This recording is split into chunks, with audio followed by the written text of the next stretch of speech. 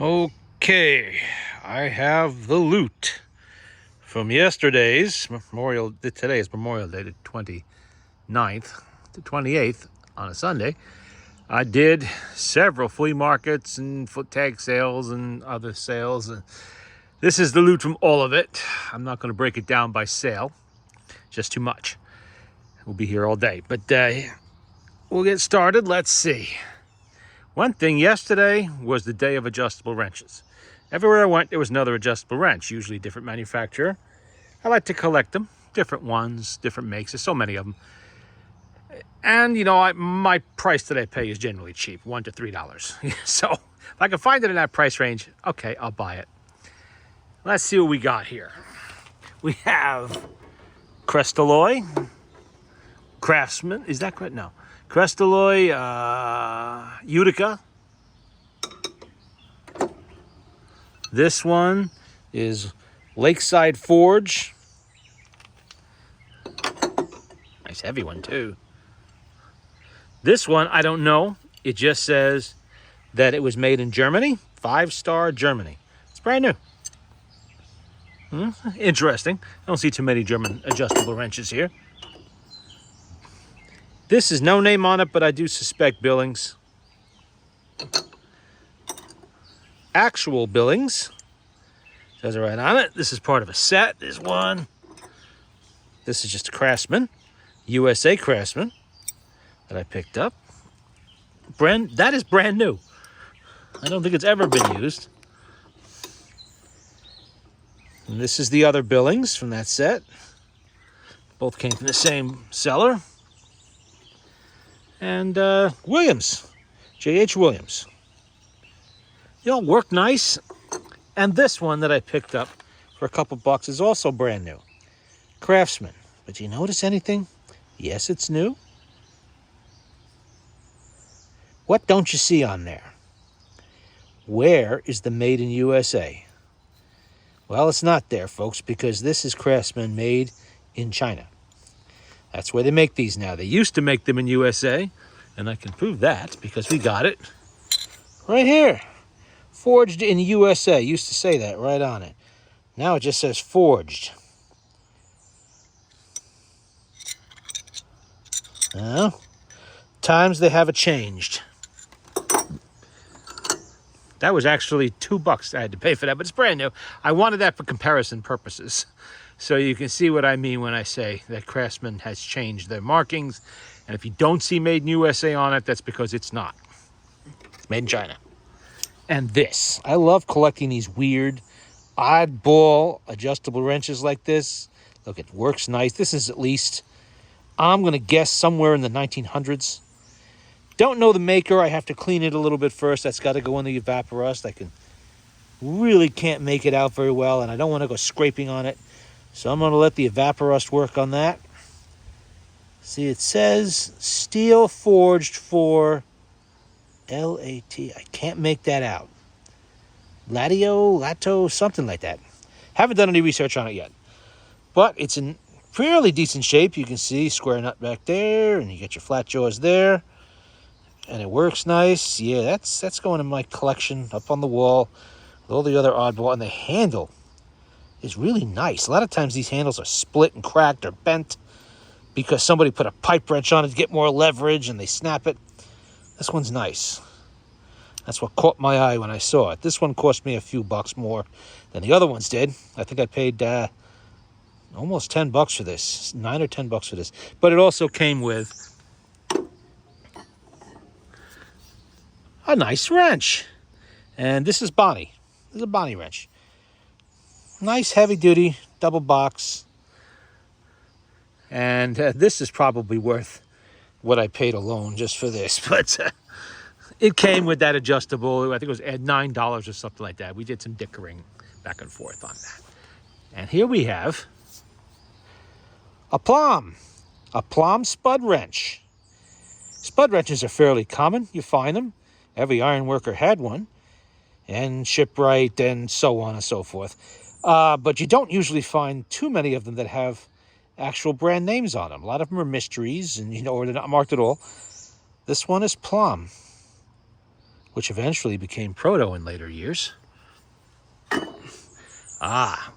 Okay. What we have here is a set of installers and removal tools for power steering pump pulleys. This was $10 I paid for this. And we have Kent Moore. And the other ones is Blue Point. They're a mix of both. Blue Point, of course, is Snap-on. And the gentleman was actually surprised I even knew what that was for. I said, yeah, well, I work on old cars. So, yeah, I know about old tools. I've used those things before. I know what they are. And this, oh, excuse me. That is a Coleman 1A with the filter intact. A little dirty, but it's there for a fuel filler. Big one for big stoves. Nice shape, too. Solid aluminum. It's not all dented up. That was $1. And I was more than happy to grab that because I don't have one. It's that nice. Let's put that over there. This is a Bell System little pliers. It's Utica. I think a friend of mine actually picked this up. This might be his. I don't remember buying this, but it's possible. It might have come with something else I just didn't notice. Okay, let's get that tag out of there. This. I was walking along and I spotted this box and it was open like this. Let's get it open there. Come on. It's hard to do it one-handed, so give me a second here. I don't want to bend anything. There we go. Okay. Why don't we move that up there? A little bit heavy. Okay. Yeah, you see it? Sherman Clove Company, SNK Tools. Now, I saw a guy bent over it looking at it, and he had socket out, and he was looking at that socket, and looking at that socket, doing this, and he put it back in and just shook his head. And I started to lean a little closer, and he says, not S&K, it's not, nothing's marked on there, it's just some mystery, and he walked away. And I immediately pointed down at the box, looked at the seller, how much you want for that? And he says, has $30. I didn't even argue with him. I immediately paid him. This is a very early SK socket set. It is complete.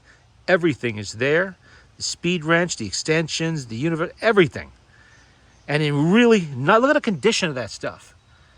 It's barely used, if it's used at all. It's just been sitting around somewhere for almost a century. I mean, I believe this is from the early 1930s, probably around 1932, 34, somewhere in there.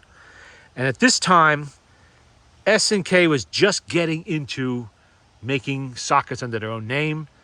They had just lost a contract, I forget with who, Latimer maybe, or something like that. And they had a lot of sockets that did not have a name stamped on them. So they started making up these sets and marketing them themselves. And eventually, of course, they did put their name on stuff. But if you look at this, you see the knurled bottom. That's very common for later style 40s, 50s, 60s half-inch drive sockets like this. And these sets were all half-inch drive. But the SK name was not on the sockets. But the quality was still there. This was like I said, they were making these under contract with another company. Very hard to find, especially at that price. I've seen these on eBay, $200-300 more maybe, especially with a really nice decal on it like that, and the tools in this condition. That's going to look great in my Model A, which is where it's going. So I was really happy to see that. That is the kind of unexpected find that could spring out at you when you least expect it. So you have to, keep your eyes open when you're walking around. That was a flea market. When you're walking around, and just to keep notice of what's there. All right, let's move on over here. We'll get to that big box in a minute. We have some gun cleaning kits. You always see these at flea markets. They're a dime a dozen. I pay between $1 to $5 a piece for these. What caught my eye, the guy was selling 3 kits, $15. I didn't really have too much of use for these ones. Those are just generic, modern style, 70s, 80s, 90s. This one, on the other hand, Hoppies. A nice wooden box. Let's get that spud wrench out of the way before I knock it over. And look at all the stuff that came with it. This, for instance, An Amoco oil can. Look at the condition of this. Okay? That's $25 right there to a collector of cans. At least, probably more in this condition. No UPCs. This is probably early 1960s is my guess. It's got the metal spout. It even has the cap. So that is a really nice collectible that I'm going to put on my shelf of collectible cans and bottles with all the 3-in-1 cans and the hoppies and all the other ones. Look what else is in here, though. We have a marble joint rifle rod. It's brass. I believe it's all there. Feels like it is.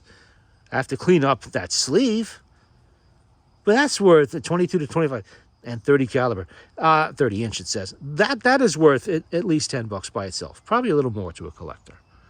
So that was really nice to see. We have Gunslick in there. There's like 3 different kits in there. I think this is J.C. Higgins, a.k.a. Outers. You know, Sears brand. J.C. Higgins, a little shotgun rod there, or whatever it is. And the Hoppies rod. Look how nice that is. Yes, it is a steel rod, which guarantees I'm not going to use it to clean anything, but still, it's really nice. Look how they made that. It's just a really nice rod. You know, I'll have to clean all of this up. It's been sitting for a million years, but it's really all there. And of course, as if that wasn't enough, more digging around, I find this for cameras only. This is an oiler. Still got a little bit of oil and some grunge on it. It's not all beat up. Some kind of camera oiler somebody was using as a gun oiler. I'll bet that is worth something to someone who collects camera gear. Probably more than I paid for all of this. Oddball stuff you find in these kits is why I don't walk past them. Even though I have every gun cleaning bit of gear known to man, but still. You know, I never walk past these. And of course, there's some chemicals in there. We have some bore lube. No, that's not. That's gun blue. That's some kind of gun blue compound, whatever it is. We have the Palpy's powder solvent is in there. The Gunslick is in there. All that stuff's usable.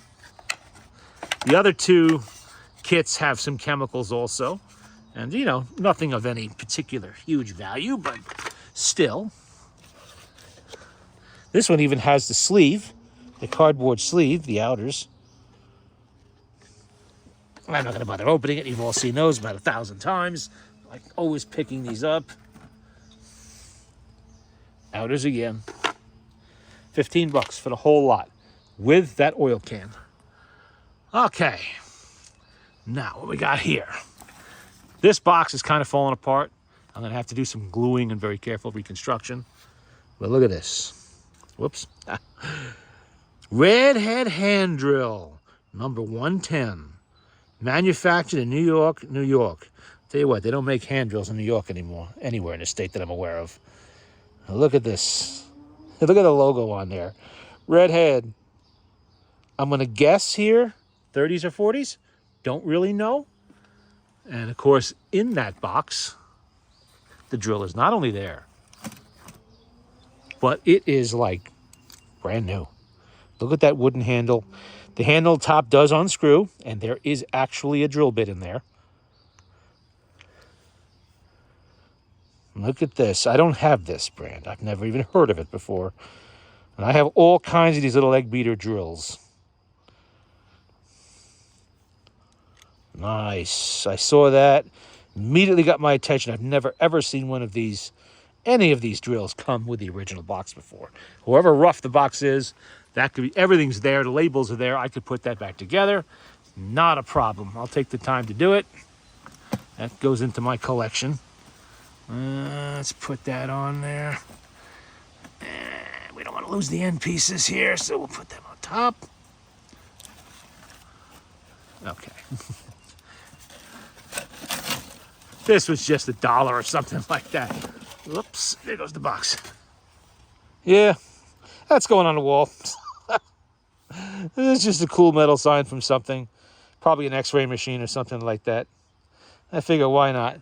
That goes kind of a theme with some other stuff I picked up over the weekend, which I will show you. First, I have to get this box back together here in such a means it doesn't make a huge mess.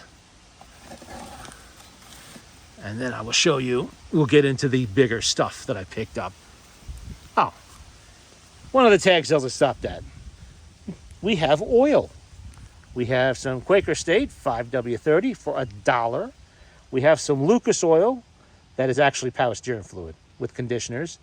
And a couple, we have Castrol and Pennzoil. One's got about 2 quarts in it. The other one's got about 4.5. $2 each on those. Now, if you've priced oil lately in any store, anywhere, even the bargain basement Walmart, yeah, you're not getting a quart of oil for $2 anywhere. Not even a dollar store probably wants $2 for $4 for it. Oil's expensive. And I have a riding mower that uses it like it's free. It's kind of more like a diesel than a gas. So that is going to go right to that. Let it burn that stuff. And not my expensive stuff. Okay. This box. Now, as I was heading out of the flea market, one of them, I saw a gentleman looking this over. He was lying on the ground in front of the bench. Of course, is where this big stuff always goes. Let's move some of these out of the way so that you can see in there a little better. We don't want to make a mess. You know what? Why don't we take these off all together and just put them aside. There we go.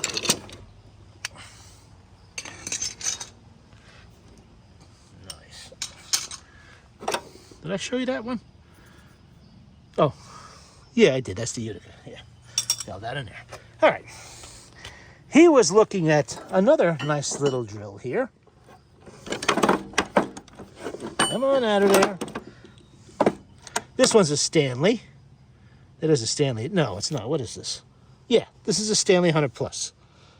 He was holding it, looking at it. How much you want for this? He goes to the guy. Guy goes, I'll do 35 on that. Guy's looking at it. 35? Yeah, it is in nice shape. Probably not worth that much money. But he says, but if you take everything, I'll do 25 for everything. And the guy stops, looks at it, and he goes, nah, I don't want to haul that around. Really? You can't go back out to your car with it and stick it in it? Well, whatever. I waited for him to move. He was out of the picture. He moved down to the next table, and I just handed the man $25, and I said, you know what? I'll haul it. Not a problem. I will haul that. So I got the drill. What really did it was I spotted down in here, what do you see? Look at that. 2 nice screwdrivers. And we have Irwin screwdrivers. A lot of times I see these things selling for $20 a piece. And it's really nice. It's not buggered up. That goes right into my collection. And we got 2 of them in there. Plus, that's not all. We have a nice little hacksaw here. Well, it's not a hacksaw, it's for wood, but you get my jigsaw, I guess. Vintage, nice wooden handle. Is there a name on there? I think there is. It is the Corsair number 9. Really nice shape. There's a pump in there. There's a couple of rusty pairs of pliers. There's a Fuller wood, vintage wood level. Look at that. Fulton. I'm sorry, not Fuller. Fulton. And it is still working. It still works. There's a couple chisels and other little tools down there. And I looked at the saws. Yeah, I know. Nobody uses these saws anymore. Not really. Let's move these out of the way before we make a mess. What do we have here? 2 brand new. Doesn't look like they've ever been used. Vintage Craftsman saws. Look at that. Made in USA. Really nice. If you're going to have a saw, you might as well have one like this. Brand new. I don't see any signs of use on that at all. And it's not all rusted up. There are a couple in there that are. They're not Craftsman. There's something else. But there's 2 of them. There's two matching saws. Brand new shape. And then, of course, there is the box itself. Look at this box. Some carpenter made that and did a really nice job of it. It doesn't have the lid, if in fact it ever had one. It probably didn't. But look at the job they did on it. Really nice box. You know, that alone should have been worth the 25 bucks. And judging by the hardware used on it, probably was done a very long time ago. 70 years, maybe 80, who knows. All hardwood, there's no plywood there. You can't figure people out sometimes. I can't believe that man walked away, but I was happy he did. I was more than happy to grab that. All right. Let's move over here. Now, we have some tag sale items. This came from one of the tag sales. A nice, heavy duty. That is, whoops. Look at the thickness of that. The steel on that. That is heavy duty tool tray. I don't know if this ever had a box with it. Possibly at one time, not anymore, but this is something that'll easily hold 3/4 sockets, 3/4 drive sockets or something like that, or 1/2-inch drive. Really nice shape. Nice heavy duty one.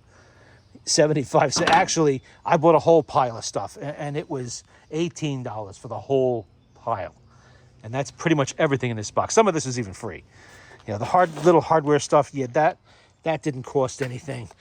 Neither did this. This is full of screws and things. That was free. Freebie stuff. We have a nice Miller's Falls brace. Look at this. In beautiful condition. It works. And it has all the bits with it. This was included in that. He originally wanted 14 bucks just for this, 15 bucks just for this. And that was worth it. That was worth it just for this brace. It's really nice, and Miller's Falls is a really nice tool. Oh, the bits with it. The apron is there. It almost looks like a military apron. I'm going to have to check for a part number on that later. But all the bits are in it. Look at that. The brace and the bits. We have a machinist's clamp, a bigger one. I can't find a name on that, but it is a nice one. Really, that'll clean up. No problem at all. That was part of the 18 bucks. We have a USA pair of shears here, scissors. Nice condition. I always look for these because I really, really hate the cheap ones. You know the ones I'm talking about. They never last. There's a Bernzomatic refill in there. There's some little clamps. And we have Brown & Sharp. It's missing one of its arms, but I think I have a rusted one that does have the bolt in it. So I can put that back together. Originally wanted 75 cents for that. So, and we have all of this. A tiny little vise. Now you see these a lot. Usually they're made in Taiwan or something. This one, look at it, USA. Anybody know what these are? Those are points files.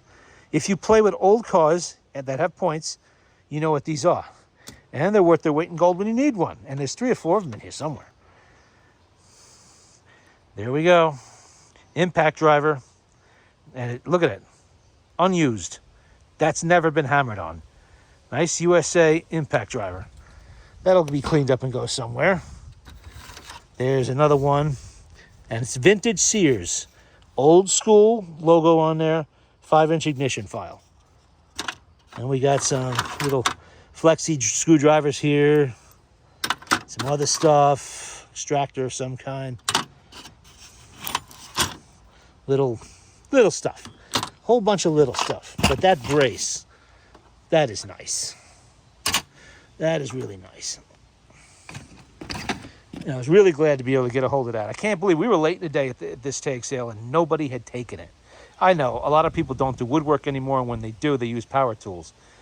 But the quality in something like this is something you're not going to get with some piece of shit impact driver, or not an impact, drill you buy out of China or something like that. This is very nice. Okay, let's see.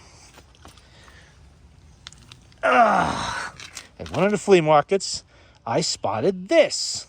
Does anybody know what this is? Well, if you've been around since before the Cold War ended, you probably do. And you've probably seen them somewhere, like in the basement of your high school or your fire department or under your bank in a fallout shelter. Yes. Office of the Civil Defense Survival Supplies. This is part of the kit the fallout shelters in your town or city would have received from the federal government during the early years of the Cold War. This goes back to the early 1960s, late 50s. This is a water can. What you would do is when the fallout shelter was staffed during an emergency, they would break out these containers